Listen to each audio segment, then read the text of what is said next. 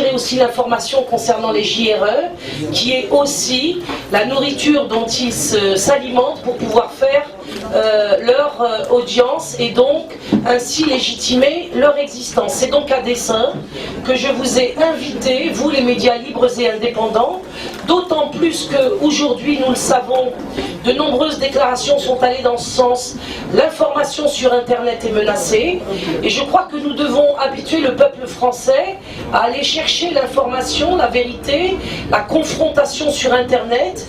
Et si nous nous retirons les uns et les autres de la pression qu'exercent sur nous les médias mainstream, nous habituerons le peuple à cette information libre qui peut circuler sur Internet, et le jour où on la leur retirera, on pourra espérer qu'ils se mobilisent un peu plus que s'ils n'y avaient pas goûté. Ça, c'est la première chose que je voulais vous dire en vous souhaitant la bienvenue. La deuxième chose qui me paraît extrêmement importante aussi à vous signaler au cours de cette rencontre, c'est qu'il s'agit d'un mouvement, le mouvement de journée de retrait de l'école mensuelle pour l'interdiction de la théorie du genre à l'école, est un mouvement qui refuse les dons d'argent. Il nous paraît extrêmement important, et c'est une décision que j'ai prise, que ce mouvement ne récolte pas de l'argent pour vivre, ni pour évoluer, ni pour fonctionner. Pourquoi ? Nous avons impérativement besoin que notre mouvement reste absolument vierge de tout parasitage et ne fasse pas venir dans nos rangs des gens pour qui le mobile de l'argent aurait pu constituer justement une raison de se mobiliser. Et nous entendons aussi par là même avoir plus de légitimité pour appeler les familles, les pères et les mères de France, les grands-parents également, les oncles et les tantes, à s'associer à nous pour que justement la foi, la présence humaine, la détermination des gens remplacent l'argent. Et je peux vous dire par exemple que grâce à des épiciers ou des bouchers, nous pouvons actuellement nourrir l'équipe des JRE grâce aux dons de nourriture qui sont faits. Et je les en remercie ici officiellement et je leur demande de bien vouloir continuer à nourrir les guerriers du maquis que nous sommes. Voilà. La deuxième chose qui me paraît extrêmement importante à vous signaler avant de présenter mes invités aujourd'hui, et le motif de cette invitation, c'est que nous sommes un mouvement autonome et indépendant. Nous interdisons quiconque de dire d'abord que je serai une militante d'extrême droite, à l'égard de quoi désormais je prends avocat pour attaquer en justice, et j'ai donc l'intention bientôt de prendre les journalistes qui se sont permis de me diffamer de la sorte devant le tribunal compétent. Deuxièmement, j'interdis à quiconque de pouvoir utiliser ce mouvement pour en faire une quelconque instrumentalisation, implicitement ou explicitement. J'affirme solennellement ici que derrière moi il n'y a personne, ni d'association, ni parti politique, ni syndicat, ni État étranger, ni État français. Que cette démonstration peut être faite de manière extrêmement rigoureuse. Il suffit de nous entourer, des gens l'ont fait ces derniers temps, pour voir que, en effet, nous fonctionnons avec des dons de nourriture et un ordinateur tout à fait pourri, sur lequel nous devons attendre régulièrement que la connexion se fasse pour vous envoyer l'information. Donc je n'admettrai plus jamais, sans attaquer officiellement les gens qui se permettront de laisser entendre d'une manière ou d'une autre que ce mouvement, d'une manière ou d'une autre, est récupérable. D'une part, je ne suis pas récupérable personnellement, puisque ces 30 dernières années, je l'ai prouvé, mon équipe ne le sera pas davantage. Le mouvement des JRE est bouclé autour du nom de Farida Belgoul pour que justement personne ne puisse jamais, à aucun moment, prétendre qu'il vienne d'ailleurs et ne pourra l'entraîner ailleurs que dans notre objectif qui est d'interdire la théorie du genre à l'école. Bien, ces choses étant faites, je voudrais quand même encore dire une dernière chose, c'est, je voudrais vous dire que les JRE ont aussi comme objectif de lancer un débat national non seulement autour de la question de la théorie du genre qui a été effectivement sournoisement et clandestinement à l'insu des parents introduite à l'école, mais cette action doit aussi permettre que des débats s'instaurent autour de la question d'un ministère de l'instruction publique qui doit être restaurée en France. Si nous sommes dans la situation aujourd'hui d'être obligés de nous lever pour protéger nos enfants, c'est qu'il y a eu, le moins qu'on puisse dire, confusion des genres. L'État se permet en vertu du fait qu'ils ont changé dans les années 1935-36 l'appellation du ministère de l'instruction publique, ils sont passés à une appellation de type éducation nationale qui n'a pas consisté seulement en un changement de nom. Il a été là question d'un changement de mission. Aujourd'hui, on pourrait même appeler ce ministère de l'Éducation nationale ministère de la rééducation nationale. Évidemment, ils ne le feront pas. Mais j'appelle les Français, les familles de toutes les religions, de toutes les classes sociales, à considérer en effet que nous devons restaurer le ministère de l'instruction publique afin que les missions des parents et de l'État soient définitivement bien claires. Si l'État peut en effet instruire, en aucun cas nous lui permettrons désormais d'éduquer les enfants à notre place, tant et si bien qu'on voit en effet ce qui se passe, puisque on en arrive à entendre des Madame Rossignol, ou plutôt Monsieur Laurence Rossignol, nous dire que les enfants, effectivement, n'appartiennent pas à leurs parents. Les enfants doivent être éduqués par les parents et non pas par les enfants. La JRE pose cette question de la mise à bas de l'appellation et de la mission éducation nationale pour la restauration de la mission et de l'appellation instruction publique. Autre chose encore, la théorie du genre avance pas seulement à l'école, mais particulièrement à l'école, avance masquée sous le nom de l'égalité. Donc un petit point me paraît important à être fait, doit être fait aujourd'hui dans cette rencontre, c'est que lorsque l'on parle d'égalité, force est de constater qu'on n'évoque pas du tout la notion de complémentarité. Et l'arnaque, elle est là.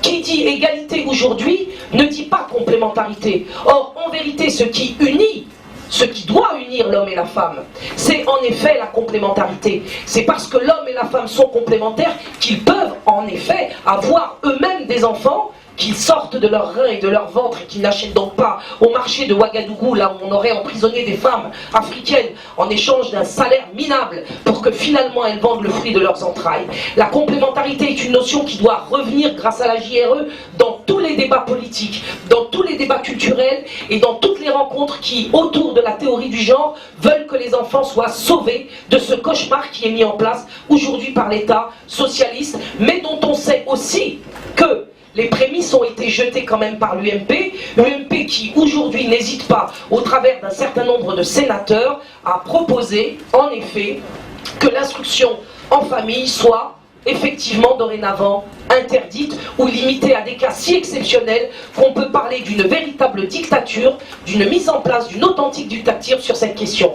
Qui dit interdiction de l'instruction en famille va évidemment dire aussi, à terme, et très vite, beaucoup plus vite qu'on l'imagine, interdiction des écoles hors contrat. Nous allons effectivement vers un État totalitaire et je vous renvoie à ce qui est arrivé aux parents allemands récemment qui, s'opposant légitimement à ce que leurs enfants souffrent en classe face à des cours d'éducation sexuelle extrêmement pornographiques et choquants, se sont retrouvés à devoir supporter la prison pour protéger leurs enfants. La France va-t-elle aller jusque-là? Les médias que j'ai invités aujourd'hui avec mon équipe sont ceux que j'appelle à prendre parti dans ce combat. Je ne veux pas entendre parler de votre neutralité de journaliste, parce que vous êtes aussi des papas et des mamans, de fait ou en devenir. Vous devez prendre fait et cause pour les journées de retrait de l'école, et vous devez prendre fait et cause pour l'interdiction de cette théorie du genre à l'école. Dans cet esprit, je vais vous présenter mes invités, que j'ai l'honneur de recevoir aujourd'hui face à vous, qui sont des personnalités de premier plan, de qualité extrême. Pourquoi? Parce qu'ils ont accepté qu'en effet, il fallait, au-delà de tous les clivages, se hisser dans l'intérêt de nos enfants et au-delà dans l'intérêt de notre civilisation. Ils ont accepté d'être ensemble, quelles que soient leurs différences, avec leurs ressemblances, comme on le disait dans les années 80. Et ils opèrent avec moi en toute conscience, une convergence entre musulmans et catholiques, mais pas seulement, entre personnalités où les idéologies ne seraient pas partagées, mais où aujourd'hui, conscients que nous sommes, comme dirait Albert Ali, dans une bataille qui est la mère des batailles, je reprends l'expression, pardonne-moi Albert, que je trouve très belle, la lutte dans laquelle nous nous engageons et dans laquelle nous sommes d'ores et déjà engagés est effectivement la mère des batailles, comme le dit Albert Ali. Et j'ai le bonheur de vous présenter à ma gauche Madame Christine Boutin, que vous connaissez, qu'on n'a pas besoin de présenter, que je présenterai comme étant la présidente d'honneur. du parti chrétien-démocrate, notamment parce qu'elle fut aussi ancienne ministre, ancienne candidate aux élections présidentielles à 2 reprises, et qui peut-être envisage... C'est fait. Voilà, elle nous en dira plus tout à l'heure. À ma droite, Madame Bourges, Béatrice, porte-parole du Printemps français, qu'on ne présente pas non plus, et qui a bien voulu, elle aussi, participer à cette convergence sacrée 2014 pour l'interdiction du genre à l'école et pour protéger nos enfants. Nous avons ici, près de Madame Béatrice Bourges, Ahmed Miktar, qui est président des imams de France. Il n'en a pas l'air comme ça parce que sans doute nous ne le connaissons pas, mais c'est quelqu'un qui a une audience extrêmement importante dans la communauté musulmane, si tant est que cette communauté existe, parce que là-dessus moi j'ai quelques doutes, mais c'est pas le sujet de notre rencontre d'aujourd'hui. En tout cas, Ahmed Miktar, président des imams de France, que je remercie particulièrement pour son courage et son discernement. À côté de lui, Albert Ali, qu'on a vu sur le net à plusieurs reprises, et qui est essayiste et souverainiste français musulman. Il vous dira ce qu'il veut dire par là lui-même. Je pense qu'il est le mieux placé pour effectivement se présenter. À côté d'Albert Ali, monsieur Mourad Salah, qui a fait beaucoup de choses dans sa vie, qui aujourd'hui est, comment dirais-je, élu municipal à Mélin, mais il a été ancien président de différentes mosquées et il a participé à la construction de plusieurs mosquées, notamment en France et dans sa région. Une grosse pointure, à côté de monsieur Mourad à l'extrême droite, un gauchiste repenti. Farida et son équipe, que je tiens à saluer profondément, aident à ce réveil des consciences. On nous propose un changement de civilisation. Eh bien, c'est justement le cœur de ce changement de civilisation qui est porté par la théorie du genre. Et aujourd'hui, heureusement, il y a des hommes et des femmes libres qui prennent la parole et qui se lèvent. Et ce n'est pas un problème de clivage politique, ce n'est pas un problème de clivage religieux. Tout le monde sait très bien mon engagement catholique que je revendique. Ce n'est pas cela. C'est tout simplement l'avenir de l'homme qui est en jeu aujourd'hui. Nous avons chacun notre façon de percevoir cela, mais ce qui est en jeu, c'est l'homme et sa dignité. Nous sommes profondément libres, je le pense en tous les cas. Il y a une seule chose qui dans la nature nous est imposée, c'est notre sexe. Et avec cela, nous ne pouvons pas jouer. Et ce que l'on veut nous faire croire, c'est que nous pouvons décider de notre sexe, choisir notre sexe. En réalité, on veut nous déstructurer la pensée, en nous faisant croire que nous possédons le monde et que nous dominons le monde, et que même sur ce qui nous est imposé, notre différence sexuelle, nous pouvons, nous hommes, femmes, décider d'en changer. C'est une folie absolue, c'est naturellement totalement en dehors du réel. Je ne veux pas être trop longue, simplement ce que je veux dire, confirmer ce qu'a dit Farida, et je le dis avec ma responsabilité de femme politique. Ce courant est un courant qui existe depuis 1995. Il est excessivement développé à l'ONU, excessivement développé à l'Union européenne. Le mouvement en France a commencé sous la responsabilité, je suis désolée de le citer, mais du ministre de l'Éducation nationale, qui, à l'époque, a décidé de diffuser dans les écoles un petit film qui s'appelait « Le baiser de la Lune ». Ce baiser de la Lune était une histoire de 2 petits poissons qui étaient dans un aquarium, et les 2 petits poissons s'aimaient alors qu'ils étaient 2 garçons. Et je me suis heurtée, j'ai demandé de retirer ce film de l'école primaire. Il a été retiré pendant un an et demi, puis petit à petit, il est revenu. Donc c'est une affaire qui est là depuis très longtemps. Et pour quelle raison on en arrive aujourd'hui à une certaine forme de clarification? Parce que à la fois M. Payon qui ment, à la fois Mme Belkacem qui est une militante de la théorie du genre, comme un certain nombre d'autres personnes de droite comme de gauche, petit à petit, nous avons, je dis nous par charité, mais parce que je me suis toujours très fortement opposé à cela, mais nous nous sommes opposés, nous avons laissé faire, nous ne sommes pas levés, et parce que c'était incompréhensible, et que les oreilles se bouchaient, les yeux également. Donc aujourd'hui, le temps est de dire non. C'est aussi une des raisons pour lesquelles, puisque Farida l'a laissé entendre, je vous confirme que je mets toute mon énergie politique dans le cadre d'une élection européenne que je lance et pour justement contrer au plan européen, qui devient véritablement l'inspirateur de nos choix fondamentaux, pour pouvoir contrer au plan européen cette théorie du genre qui est portée également au niveau de l'ONU. Vous le savez, par exemple en Afrique, les subventions sont accordées maintenant aux États africains dans la mesure où la théorie du genre est enseignée petit à petit dans les écoles. Donc il y a véritablement un mouvement mondial qui veut nous faire croire qu'on va changer de civilisation, du reste on nous le dit. Eh bien nous disons, enfin en tous les cas, moi je dis non, et je crois avoir compris que Farida disait également non. Merci Madame Boutin. La parole maintenant... Le ministre, c'était Luc Châtel. Ah, Luc Châtel, oui, le ministre était Luc Châtel. Je n'avais pas précisé son nom, excusez-moi, le ministre en question était Luc Châtel. Voilà, merci beaucoup Farida. Alors moi, c'est vrai que ça fait 8 ans, 10 ans que je me suis emparée de ce sujet, mais je pense que maintenant, et c'est pour ça que je soutiens les JRE, il n'est plus temps de parler, il n'est plus temps d'éveiller, il est temps de passer à l'action.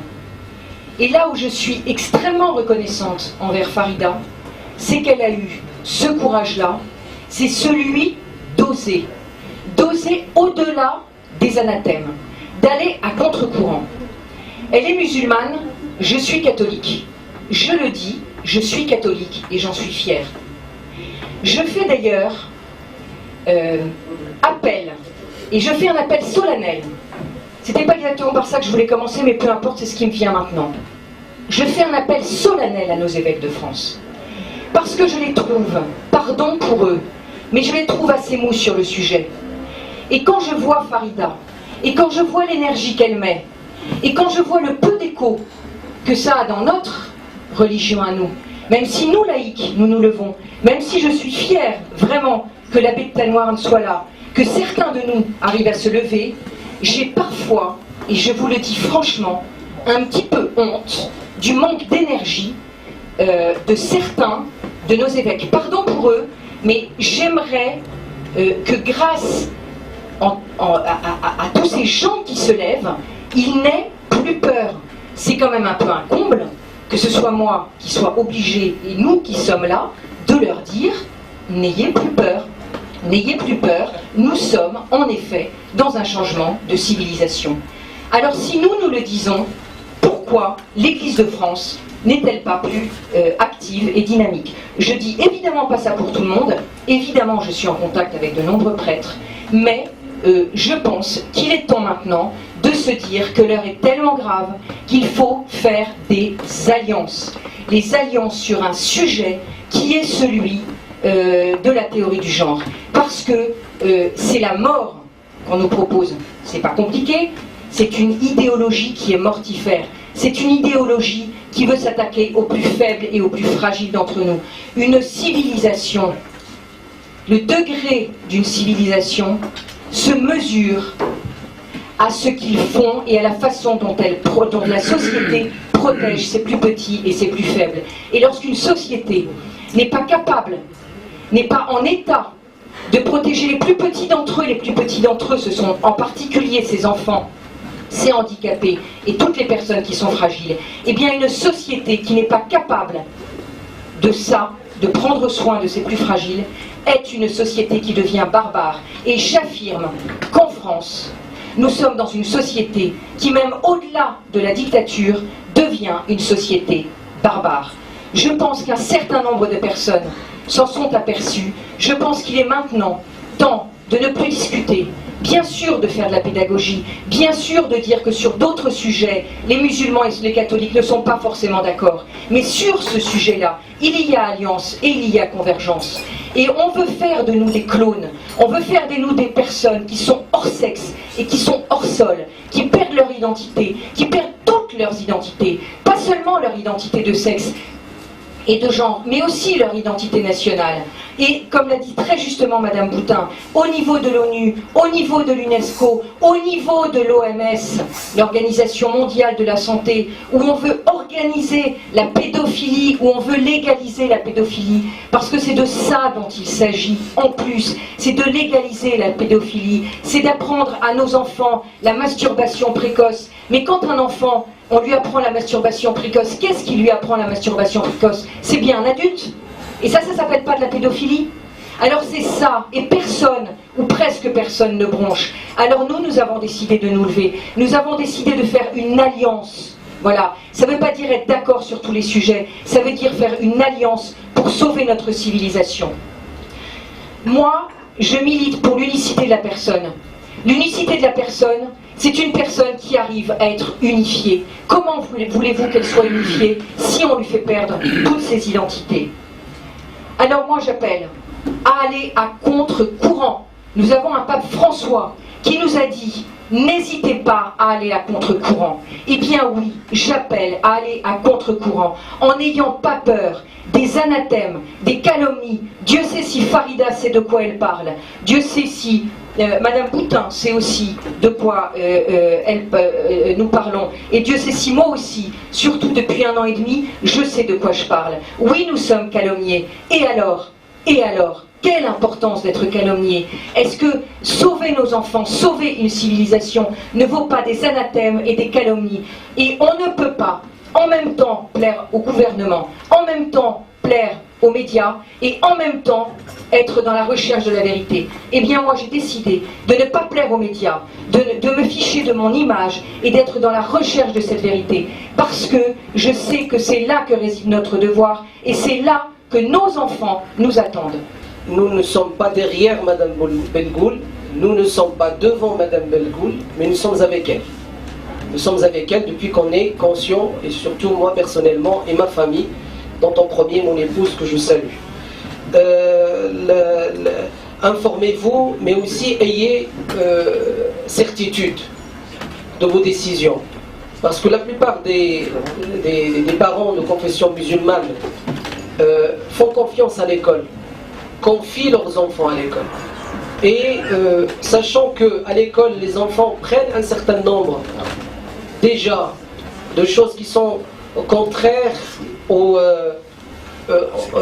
principes de la moralité, de l'éthique islamique, les parents se disent on est derrière et on essaye de faire la part des choses et de rééduquer les enfants à la maison. Mais je vous assure que ce n'est pas votre rôle. Votre rôle principal que Dieu a dit des plus hautes sphères des cieux lorsqu'il a révélé le noble Coran à son messager, il a dit que les parents sont responsables, mais totalement, de l'éducation de leurs enfants, de faire forger des enfants qui seraient positifs et qui seraient meilleurs pour la société, et non pas des enfants qui seraient nuisibles à cette société et qui détruiraient l'essence même et le socle même de la société, qui est la micro-société, qui est la famille. Et cette famille, selon notre vision à nous, les musulmans, d'après la révélation qu'on a eue, d'après l'enseignement qu'on a eu de l'islam, la famille, elle est faite d'un père et d'une mère. Et la grande famille à laquelle nous appartenons tous autour de cette table, elle a été faite d'un père et d'une mère, Adam et Ève. Et de Adam et Ève ont découlé plusieurs pères et mères qui ont fait découler plusieurs autres pères et mères, et ce sera ainsi. J'apporte aussi un appel d'espoir. En islam, il est dit que l'humanité restera toujours l'humanité, malgré qu'elle risque d'être touchée, tachetée ou malade à un certain moment, mais elle se reguérira, elle se soignera, elle continuera. Et donc avec cet espoir, il faut continuer et il faut agir et avancer. Mais dans cet espoir, il faut agir, il faut que nous soyons les acteurs pour acquérir et arriver à cet espoir. Agissons tous ensemble dans l'éducation de nos enfants. Dieu nous invite, il nous incite, il nous dit protégez votre propre personne et vos familles, vos enfants dans la totalité de la vie. Dans la totalité de la vie, depuis qu'elle a un début jusqu'à ce qu'elle a une fin. Les enfants, aussi, certainement dans notre conviction dogmatique à nous, nous appartenons tous à Dieu. Mais nos enfants appartiennent aussi à leurs parents, car nous avons un texte explicite du prophète dans lequel il s'adresse à un enfant et lui a dit: l'enfant et ses biens appartiennent à ses parents. L'enfant et ses biens appartiennent à ses parents. Et donc la vie familiale, le lien entre parents et enfants ne peut se constituer qu'à travers l'éducation. Aussi, il s'agit de changement. Madame Boutin tout à l'heure, elle a parlé d'un changement néfaste. Si on continue dans cette voie et qu'on baisse les bras et on se laisse aller. Mais nous, on appelle à un changement civilisationnel, changement certainement de la civilisation, mais celui de la réforme. Et l'islam a toujours appelé à la réforme. Le prophète de l'islam nous a dit qu'après chaque siècle, au bout de chaque siècle, il y a une réforme qui se fait dans la composante et la communauté musulmane, et il est temps de le faire pour la communauté musulmane, à travers bien sûr son appartenance citoyenne, pour le bien-être de notre pays. Et le bien-être de notre pays et son futur dans le bien-être ne peut être que à travers bien sûr un bon enseignement et une bonne éducation des enfants. Et cette théorie du genre, ce gender, ce qui est autour de cela, cette pseudo-égalité entre les sectes qui est utilisée alors que c'est une vérité qui cache des faussetés. C'est une vérité à laquelle nous menons les mains.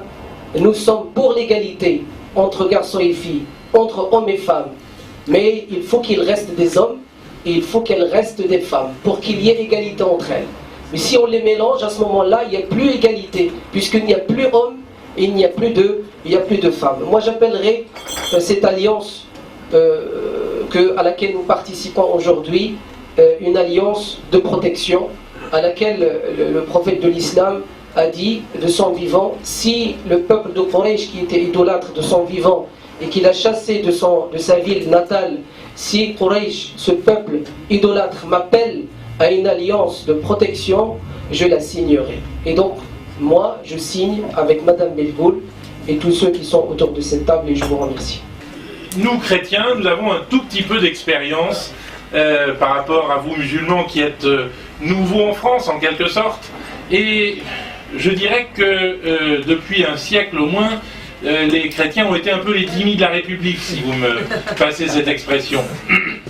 C'est-à-dire qu'ils ont été obligés d'en passer par toutes les volontés d'un régime qui foncièrement est nihiliste. Je lisais récemment Étienne Gilson, 1934. La République ne croit à rien. Pourquoi est-ce qu'elle existe toujours ? Elle existe toujours parce qu'elle a vécu sur la morale chrétienne, parce qu'elle a vécu sur une société qui était de façon latente toujours chrétienne. Aujourd'hui, c'est fini. Et aujourd'hui, on va arriver au spectacle monstrueux de l'absurde. Et cette théorie du genre est tellement absurde que même ses propagateurs, même monsieur le ministre Payon, madame Belkacem, d'ailleurs en se contredisant entre eux, disent qu'ils n'en sont pas de cette théorie du genre. C'est quand même extraordinaire. Alors, ce que je crois, c'est que la politique est le lieu véritable de l'écuménisme, pour prendre un terme chrétien, parce que c'est le lieu du bien commun. Et que le bien commun, c'est pas le bien d'une communauté. Nous ne sommes pas en train de défendre chacun notre bout de gras, si vous voulez. Le bien commun, c'est le bien de tous.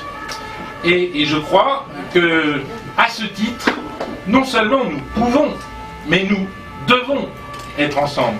C'est un devoir de dépasser les communautarismes et de créer quelque chose qui sera un grand ébranlement en France demain. La Manif pour tous a été une initiative catholique, et je vous avoue, on a attendu les musulmans, on nous en a parlé, certains sont venus, et c'était beau, mais il est certain que si à cette Manif pour tous, il y avait eu non seulement tous les catholiques, mais tous les musulmans, la République aurait tremblé sur ses bases. Cette République nihiliste qui doit être détruite. À propos de cette non-participation, entre guillemets en tout cas, des musulmans l'an dernier dans les rangs de la Manif pour tous, que c'est effectivement l'un des reproches que j'ai exprimé partout où j'ai pu le faire à l'égard des musulmans qui en effet ont été par trop absents et auxquels j'ai dit et je dis aujourd'hui que si la théorie du genre tombe sur la tête de leurs enfants, c'est bien parce qu'ils ont été absents l'année dernière. Je veux qu'on comprenne qu'une chose très importante, et qui concerne aussi bien les catholiques, les laïcs, les musulmans, les juifs, que les athées et les agnostiques. Cette théorie du genre qui nous tombe sur la tête, et surtout sur celle de nos innocents, nous l'avons cherchée parce que nous n'avons jamais mis les freins que nous aurions dû mettre aux différents stades qui nous ont portés à l'étape où nous nous trouvons aujourd'hui. Et à cet égard, je voudrais encore utiliser ce petit livret que j'utilise très souvent dans mes conférences pour montrer justement les différentes étapes par lesquelles nous sommes passés avant d'en arriver là, et des étapes que nous avons laissé passer dans le silence, dans l'indifférence et dans la consommation. Voilà où nous en sommes. La théorie du genre, je dirais, c'est le prix de notre péché, de nos péchés, de notre volonté de n'être que des hommes, que des ventres d'hommes. Et de n'être que des ventres d'hommes nous conduit aujourd'hui à en payer le prix. C'est qu'on nous enlève nos enfants, car c'est le projet en vérité.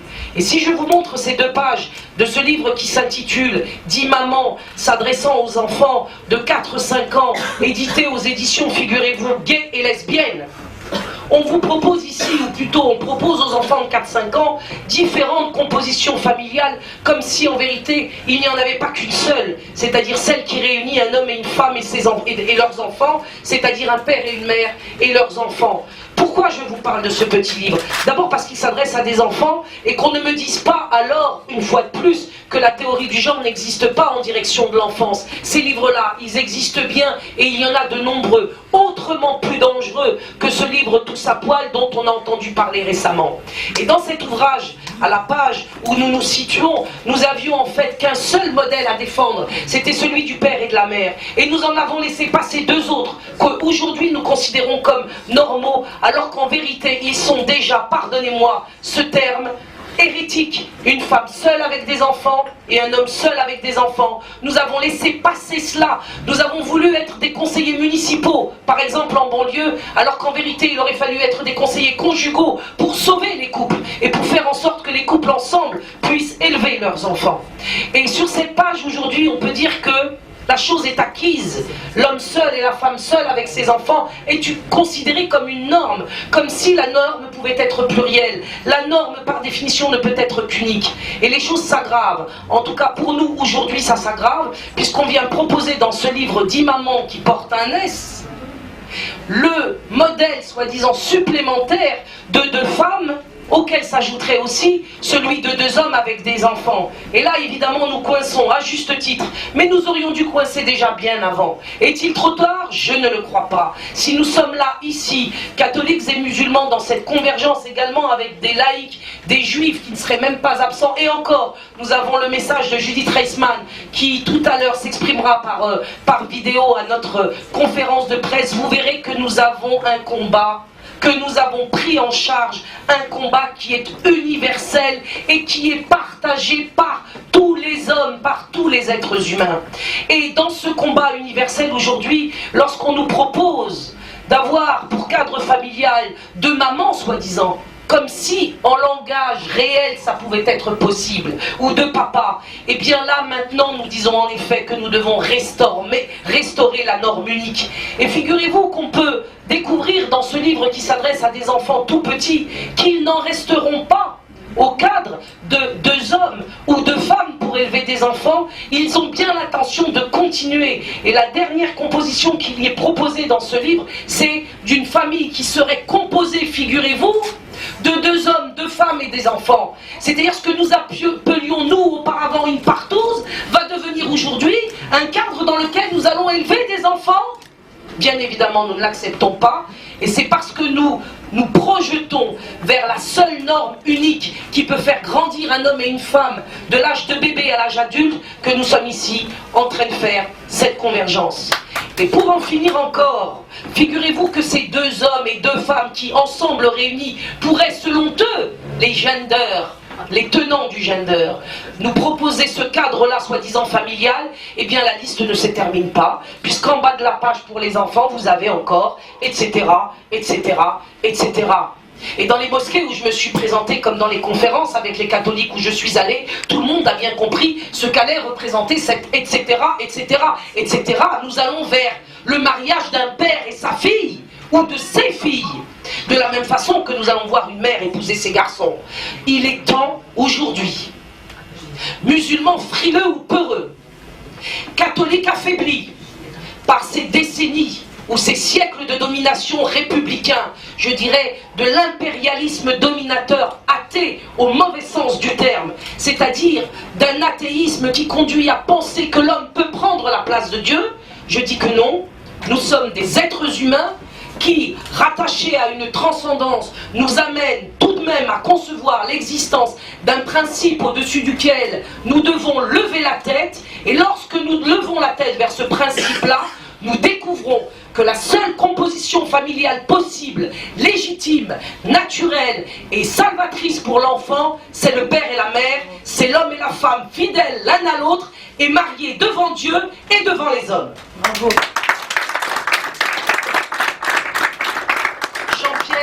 Dickès, président des infirmières et médecins. Peut-être déjà en ce moment, grâce aux internautes, nous serons l'objet de quantité de calomnies pour avoir organisé ensemble cette conférence de presse. Nos propos seront sans aucun doute déformés, raison pour laquelle je tiens devant les caméras qui sont ici présentes à rappeler, pour qu'on ne se méprenne pas, que ceci n'est pas une conférence de presse d'un quelconque front des religions, n'est pas une addition des forces intégristes de France, n'est pas un débat théologique œcuméniste entre musulmans et catholiques, n'est pas la démonstration d'une volonté de syncrétisme religieux.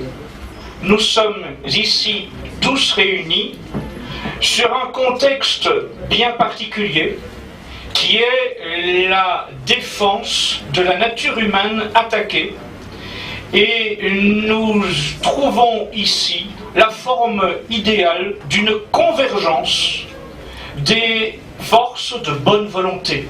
C'est cela qui doit rester, quelles que soient les tentatives de caricaturer tout cela. Ceci, c'est la convergence des forces de bonne volonté de France. Alors, maintenant, je vais essayer de vous démontrer, documents à l'appui, à quel point ce gouvernement et ses médias complices nous mentent jour après jour. Les médias, nous ne sommes pas étonnés qu'ils nous mentent. Faut-il rappeler simplement quelques faits précis. Le journal Libération, rappelons-le, c'était dans les années 70 un journal qui faisait la promotion de la pédophilie et qui a publié des manifestes en faveur de la pédophilie. Alors évidemment, quand ces gens-là nous font la leçon, il y a quand même de quoi franchement bien rire. Le journal Le Monde appartient à M. Pierre Berger, qui, comme tout le monde le sait, est l'un des principaux financiers du lobby homosexuel. Que ces gens-là nous fassent la leçon, là encore, c'est très particulier. Que Mme Nayat Vallaud-Belkacem prenne les Français pour des imbéciles, c'est bien plus grave. Parce qu'elle est porte-parole du gouvernement, elle a une responsabilité toute particulière en tant que ministre.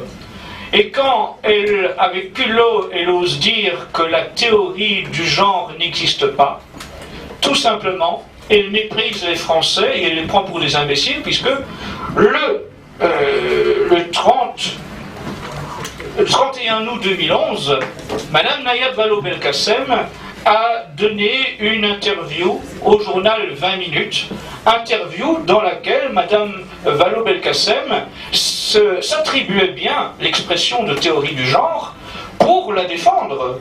Le 31 août 2011, Madame Nayab Vallaud-Belkacem considérait même que la théorie du genre avait pour vertu, je cite, pour vertu, d'aborder la question des inadmissibles inégalités persistantes entre les hommes et les femmes, ou encore de l'homosexualité, et de faire preuve de pédagogie sur ces sujets. Donc Mme Nayab Vallaud-Belkacem pourrait bien nous faire penser qu'elle est amnésique, mais nous pensons qu'elle a quand même toutes ses facultés, et donc elle nous prend surtout pour des imbéciles. Revenons sur les JRE et un document, tout ce qu'il y a de plus officiel. Il est du 29 janvier 2014.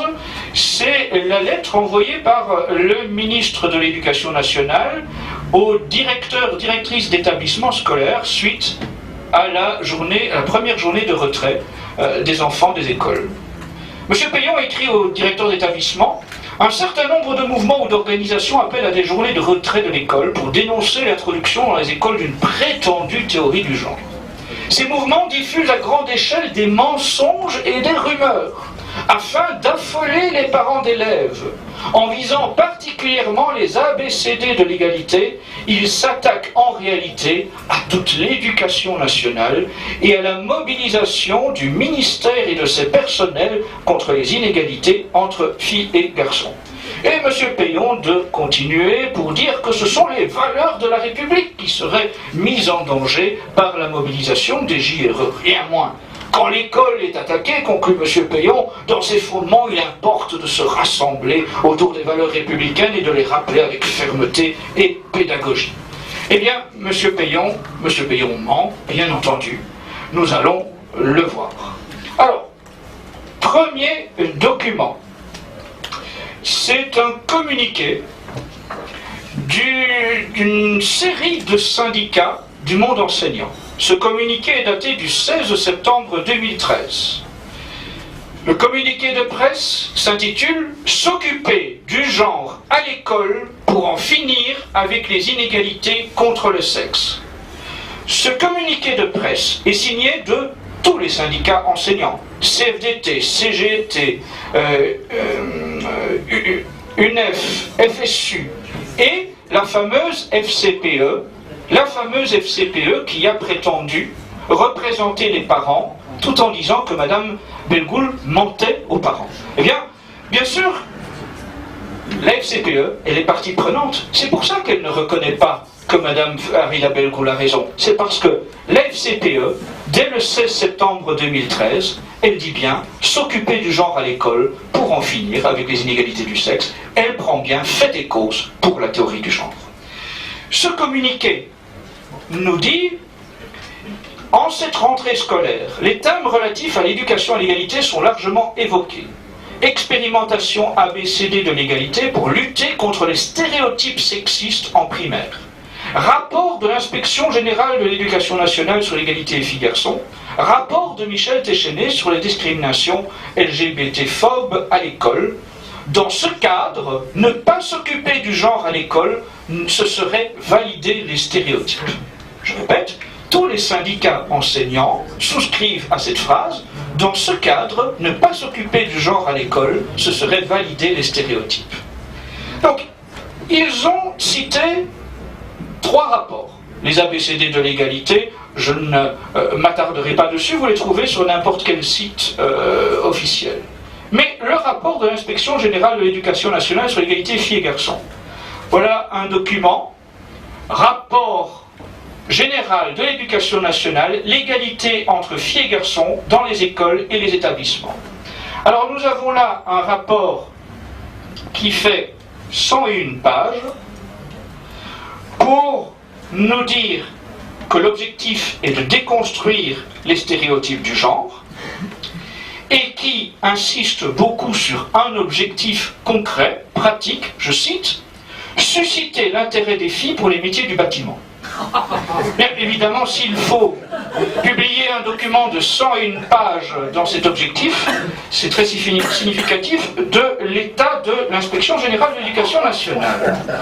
Mais de fait, ça se concrétise pratiquement par des courriers envoyés aux directeurs d'établissements scolaires. Ici, j'ai l'exemple d'un courrier envoyé par la rectrice une académie à mesdames et messieurs les chefs d'établissement. Elle invite les établissements scolaires à envoyer leurs collégiennes et lycéennes à la Girls' Day de la SNCF. Il s'agit, nous dit-on, de déconstruction des stéréotypes sexués, une fois de plus. Et j'ai ensuite le communiqué de la SNCF pour expliquer ce que sont les Girls' Day. Je cite: la SNCF ouvre ses portes aux collégiennes et lycéennes pour leur faire découvrir ces métiers dits masculins. Découvrir des métiers dits masculins pour voir au-delà des stéréotypes du genre. Voir comment les femmes vont pouvoir s'épanouir en les exerçant. Autre document donc, cité par le communiqué de presse de tous ces syndicats enseignants, c'est le rapport de Michel Téchenet sur les discriminations LGBT-phobes. C'est un document éduqué contre l'homophobie dès l'école primaire. C'est un document qui fait 192 pages, si je ne m'abuse. Oui. Et donc, qui est présenté par Michel Téchenet. Michel Téchenet est un des fondateurs d'Homosexualité et Socialisme, lobby homosexuel au sein du Parti Socialiste. Michel Téchenet est en même temps chargé de mission auprès du ministère de l'Éducation nationale. Mais à part ça, bien sûr, il n'y a pas de volonté du gouvernement d'introduire la théorie du genre. Non, non, c'est un fantasme réactionnaire. Ce document, en page 8, propose l'historique de l'expérimentation de la théorie du genre en France. Il nous explique que dès 2011, des directions d'établissements scolaires et des enseignants ont procédé à des expérimentations qui ont servi ensuite aux ABCD de l'égalité. Il est également présenté en page 52 de ce document des ouvrages conseillés aux enseignants pour parler de l'égalité filles-garçons. Sauf que ces ouvrages sont des ouvrages qui parlent non pas d'égalité, mais systématiquement de relations entre enfants homosexuels ou de relations entre enfants et parenté homosexuelle. En aucune façon il n'est question d'égalité garçon-fille. Le journal Le Monde a prétendu que nous inventions que les lobbies homosexuels intervenaient dans les lycées, dans les collèges, dans les écoles. Sans même vous démontrer que les associations y prennent bien la parole, rien que le fait d'utiliser comme matériel pédagogique des ouvrages pour enfants qui sont édités dans des maisons d'édition LGBT comme l'édition gay et lesbienne démontre déjà à quel point le lobby LGBT a bien place à l'école, en classe. D'accord, bonjour Marion. Bonjour. Donc on est à la fin de la conférence pour situer pour les téléspectateurs de Farida Belgoul et de toute l'équipe qu'elle a réussi à rassembler autour d'elle, avec une alliance sacrée comme ça et beaucoup de panache. En quoi c'était important pour vous d'être là aujourd'hui pour la soutenir? Mais moi je soutiens Farida depuis le début, depuis même avant qu'elle soit de retour. Quand j'ai compris qui était Farida Belgoul, j'ai immédiatement voulu faire sa connaissance et elle m'a dit la même chose, donc nous nous sommes vraiment trouvés. J'ai un infini respect pour ce qu'elle fait, j'ai un infini respect pour son courage et pour la façon absolument héroïque avec laquelle elle s'est levée pour faire reculer toutes ces horreurs. Je suis intimement persuadée qu'il existe un projet de détruire l'humanité, de détruire les femmes et les hommes que nous sommes. Femme je suis, femme je me sens. J'ai vraiment eu, étant jeune, énormément de problèmes liés à ce vent satanique et épouvantable qui a balayé l'Europe et qui a balayé la France et qui est passé au milieu de ma famille, qui s'est appelé la révolution sexuelle. J'ai souffert toute ma jeunesse jeunesse de cette horreur. Je peux dire que ma jeunesse a été gâchée par ces contre-valeurs et je suis tellement heureuse, j'ai l'impression que nous sommes aujourd'hui à la fin d'un cycle absolument abominable. Nous vivons l'histoire en marche, nous sommes en train de nous lever. Une humanité non pas nouvelle mais sincère, propre et débarrassée de toutes les horreurs, qui ont été déversées sur nous depuis à peu près une cinquantaine d'années. Alors je sais que le projet est plus ancien que ça. Moi qui étudie les Lumières et qui ai beaucoup de choses à dire sur toutes les horreurs qu'on a versées sur la religion catholique, puisque c'est ça que j'ai découvert, je sais qu'il y a un projet beaucoup plus ancien que ça, mais vraiment, ce qui concerne la morale sexuelle et le renversement des valeurs de l'amour, en fait, je sais que ça date depuis 50 ans. Moi j'en ai 63, ça m'a prise en pleine figure. Ma jeunesse y est passée et je suis particulièrement émue et reconnaissante de Farida pour tout ce qu'elle fait. Et pas uniquement Farida, je voudrais dire un petit mot à Judith Weissman qui rejoint notre combat. On a vu apparaître à la fin. Oui, et que vraiment je remercie pour tout ce qu'elle a fait. Et je remercie toutes ces femmes. Et vous savez, les hommes, vous inquiétez pas, c'est pas votre peau qu'on veut. On vous aidera, on vous soutiendra, comme vous nous aiderez, vous nous soutiendrez. Hommes et femmes ensemble. C'est ça la nouvelle vision du monde. C'est plus les femmes contre les hommes ou les hommes contre les femmes, mais c'est femmes et hommes ensemble. Pour la vie, pour les enfants et pour l'amour. Merci beaucoup, Marion.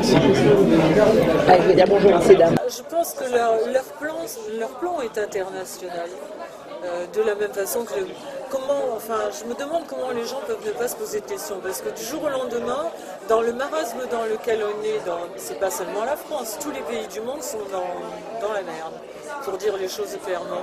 Et tout d'un coup, il est devenu la priorité dans le monde entier de tous les pays, ça a été le mariage homosexuel, comme s'il n'y avait rien d'autre de plus important. Maintenant, c'est la théorie du genre, parce qu'il se passe la même chose en Allemagne que ce qui se passe ici. Il y a même des parents qui ont été en prison en Allemagne parce que leurs enfants ne voulaient pas aller au cours d'éducation sexuelle.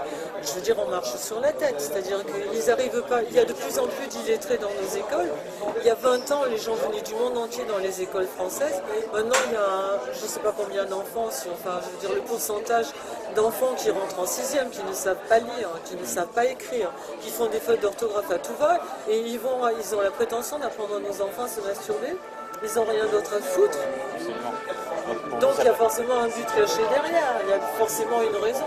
Ça participe toujours de la même politique en fait de déstructurer l'humain, oui, de sa famille, de sa communauté, de sa religion, de sa nation. Oui, mais il y a une ligne directrice, hein. Ils avancent cachés, mais ils avancent leurs pions comme aux dames, hein. Ils entourent les choses comme dans un échiquier.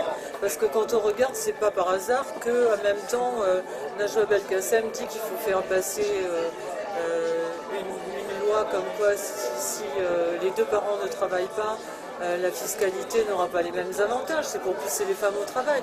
En période de chômage, je trouve ça, c'est pour le moins suspect. Quand on dit qu'on s'occupe de ces petits-enfants, on est suspect, c'est-à-dire il faut envoyer les enfants à la crèche, à l'école, s'en débarrasser tout de suite. Et ça fait partie, c'est une continuité, c'est la même chose que ce que dénonçait Aaron Rousseau dans la vidéo où il parle de Nick Rockefeller, où il dit que Nick Rockefeller lui disait qu'il fallait envoyer les enfants à l'école le plus tôt possible. Parce que plus tôt ils seront pris en charge par là-haut, plus vite ils penseront dans le bon sens. D'ailleurs, c'est certainement pas une coïncidence que la théorie du genre a été financée par Rockefeller qui a financé le Kinsey. Oui, non, mais il n'y a pas de hasard. C'est ce que j'ai dit moi dans mon livre. Il n'y a pas de hasard. Comme on dit dans l'armée américaine, une fois c'est un hasard, deux fois c'est une coïncidence, trois fois c'est un complot. Et donc, on est dans les temps. Mais on est tous, c'est-à-dire le problème c'est que dès qu'on dénonce un fait, on est complotiste. Mais je veux dire, je me demande même comment avant on disait ils n'ont pas de vergogne, ils sont sans vergogne.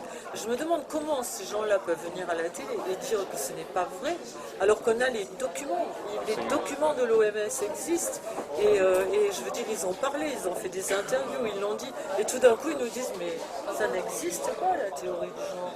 La convergence entre catholiques et musulmans et juifs, s'ils veulent nous rejoindre, c'est une convergence qui est ouverte vraiment à tout le monde, dans le sens où on a compris avec l'introduction sournoise de la théorie du genre à l'école que les enfants étaient en danger. Et que ces enfants mis en danger aujourd'hui nous interpellaient au-dessus, au-delà de toutes les contingences dans lesquelles on pourrait tremper nous-mêmes en termes idéologiques, religieux, philosophiques, spirituels. C'est-à-dire que si nous perdons nos enfants, si nos enfants perdent leur identité d'hommes et de femmes, il n'y a d'avenir pour aucune religion, aucune idéologie, aucune civilisation.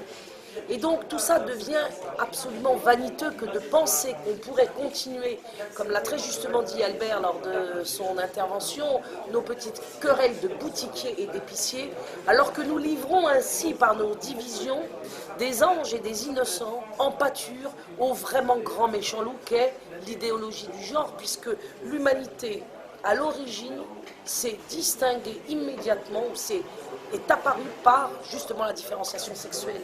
L'humanité, c'est d'abord la différenciation sexuelle. Et comme on a détruit justement toutes les différenciations et aussi toutes les complémentarités qui vont avec, on se retrouve aujourd'hui en face du dernier massacre, de la dernière destruction, à partir de laquelle plus rien d'autre ne sera possible. Donc cette convergence, elle est nécessaire et elle doit vaincre par tous les moyens nécessaires. Sinon, de toute façon, effectivement, il ne nous restera plus qu'à mourir. Les parents doivent comprendre qu'on ne peut pas défendre ses enfants dans une guerre aussi cruelle que nous mène le genre sans laisser des plumes. Il est obligé que nous subissions quelques blessures. Mais ces blessures-là ne doivent pas nous arrêter. Parce que de toute façon, nous n'avons pas le choix. C'est où nous subissons des blessures, faire en sorte que nos enfants soient sauvés, ou ces blessures alors seront reportées sur la tête de nos enfants. C'est eux qui, dans leur identité profonde, seront massacrés. Donc je pense que les parents ont à se mettre en première ligne, justement pour défendre les enfants. Et les représailles, en effet, ont été extrêmement dures sur le plan psychologique, puisqu'on a menacé des parents de leur retirer les allocations familiales. On en a même menacé certains de leur retirer leur enfant, ce qui est une aberration, tout ça n'étant que de l'intimidation psychologique. On leur a, totalement illégal, on leur a, certains aussi, on les a menacés de retirer leur enfant de l'école maternelle. On a intimidé des enfants en classe, qu'on a fait pleurer parfois, en leur attribuant des zéros ou des heures de colle. On les a pris comme interlocuteurs tout petits de cette participation à la JRE qui avait été celle de leurs parents. Certains ont eu le courage d'ailleurs de dire aux adultes qui les harcelaient dans le cadre scolaire de s'adresser plutôt à leurs parents. C'est-à-dire que quand Vincent Payon déclare en effet que c'est en s'appuyant sur la jeunesse qu'il compte changer les mentalités, c'est bien aussi en effrayant la jeunesse qu'il compte faire céder les parents. Donc moi j'appelle les parents à s'organiser entre eux, à écrire des lettres administrativement recevables par l'administration comme étant des courriers dans lesquels ils se chargent et s'engagent à attaquer juridiquement parlant les directeurs et les instituteurs et les enseignants qui viendront harceler les innocents que sont leurs enfants. Il faut constituer des délégations de parents, il faut ensemble écrire avec copie accusée de réception, de façon à ce que demain, on sache que tout ça est parfaitement illégal et que les parents ont total pouvoir sur la réalité. Et cette réalité, c'est que leurs enfants, l'éducation de leurs enfants leur appartient et ils ne doivent pas céder.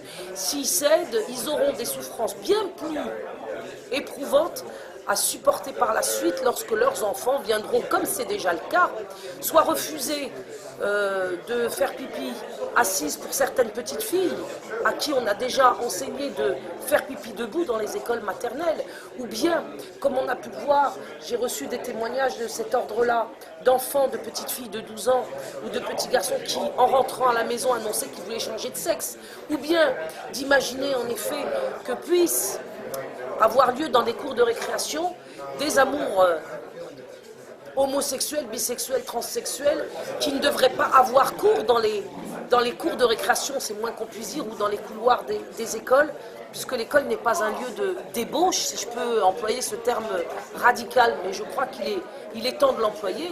l'école n'est pas un lieu de débauche, l'école devrait être un lieu de construction, aussi bien, je dirais, scolaire que morale. C'est-à-dire qu'on ne devrait pas enseigner d'une manière ou d'une autre, et de manière sournoise en tout cas, aux enfants de ne pas respecter leurs parents. La transmission aujourd'hui est rompue à l'école entre les générations, et cette rupture de transmission nous conduit ensuite au comportement déviant socialement qu'on accuse par ailleurs les parents de ne pas avoir été à la hauteur. Donc on est en train de monter une véritable machine de guerre contre la famille, et le ministre de l'Éducation nationale aujourd'hui se trouve être le relais dans l'école de cette machine de guerre contre la famille. Je dis aux cœurs, aux parents, acceptons les coups, les représailles et sauvons les enfants. Merci Farida, longue vie à vous. Merci.